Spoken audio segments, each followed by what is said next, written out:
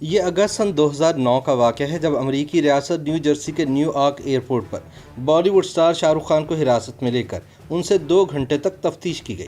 شاہ رخ کے مطابق انہیں ان کے مسلم نام کی وجہ سے پوچھ گچھ کا سامنا کرنا پڑا، جس پر بھارت نے امریکہ سے وضاحت بھی طلب کی۔ بالی ووڈ کنگ کے ساتھ بعد میں بھی اس قسم کے واقعات پیش آئے، لیکن شاہ رخ خان جیسے بین الاقوامی شہرت یافتہ فنکار کو اس صورتحال کا کبھی بھی سامنا نہ کرنا پڑتا اگر اس سے قبل 9/11 کا واقعہ پیش نہ آیا ہوتا۔ 11 ستمبر سن 2001 کے روز 4 جہازوں کے اغوا نے امریکہ کو تو ہلایا ہی، لیکن اس کے ساتھ ہی ایئر لائن انڈسٹری اور اس کے سیکیورٹی انتظامات کا نقشہ بھی پلٹ کر رکھ دیا۔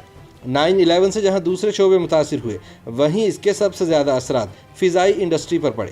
یاد رہے کہ 11 ستمبر سن 2001 کو 2 امریکی مسافر بردار جہازوں کو ہائی جیک کر کے خودکش انداز میں نیو یارک میں ورلڈ ٹریڈ سینٹر کی عمارت سے ٹکرایا گیا۔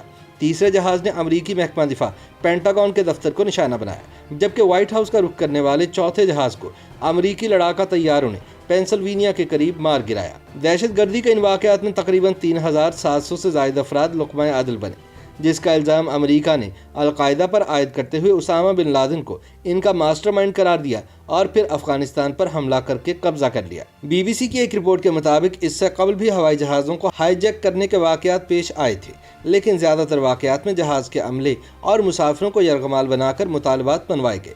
تاہم جہاز کو اغوا کر کے اسے ہتھیار بنا لینا اور اسے اہم عمارتوں سے ٹکرا کر نہ صرف اپنی اور مسافروں کی بلکہ ہزاروں دیگر لوگوں کی جانیں لے لینا سول ایویشن کا ایک تباہ کن اور ناقابل یقین واقعہ تھا۔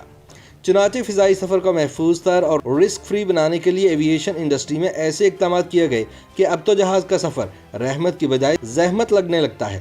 ایسے بھی واقعات سامنے آئے کہ جب مغربی ممالک کا سفر کرنے والے خاص مذہب اور خاص رنگ کے لوگوں پر وہاں کے ایئرپورٹ حکام کو ہلکا سا شبہ ہوا اور مسافر کو فوری طور پر عارضی قید میں ڈال دیا گیا یا پھر فوراً گھر واپسی کی فلائٹ میں بٹھا دیا گیا۔ خاص طور پر اسامہ، محمد یا احمد نام والے افراد کو لائن سے الگ کر کے ان سے مزید پوچھ گچھ کی گئی۔ ایسے واقعات تو بہت عام ہوئے جہاں مسافروں کے سامان کی چیکنگ کے ساتھ ساتھ ان کی ذاتی اشیاء بھی اتروا لی گئیں، جن میں بیلٹس، جیکٹس اور جوتے بھی شامل ہیں۔ 9/11 حملوں میں ہائی جیکرز نے جو باکس کٹرز استعمال کیے، پروازوں میں ان کے لے جانے پر تو تاحیات پابندی لگا دی گئی۔ مائع اشیاء یعنی لیکوڈز بھی ان پابندیوں کی زد میں آئے، خصوصاً جن کے بارے میں ایئرپورٹ حکام کو شبہ ہو کہ انہیں کسی بھی قسم کے بم بنانے میں استعمال کیا جا سکتا ہے۔ بہت سی پروازوں پر آپ پرفیوم کی مخصوص مقدار کی بوتل ہی لے جا سکتے ہیں۔ ایئرپورٹ کے ساتھ جہازوں کے اندر بھی سیکیورٹی کے انتظامات کیے گئے، جن میں جہاز کے کاکپٹ اور بلک ہیڈز کے دروازے بند رکھے جانے لگے، جبکہ جہازوں میں کھانے کے ساتھ دیے جانے والے کانٹے اور چھریاں بھی پلاسٹک کی ہو گئی۔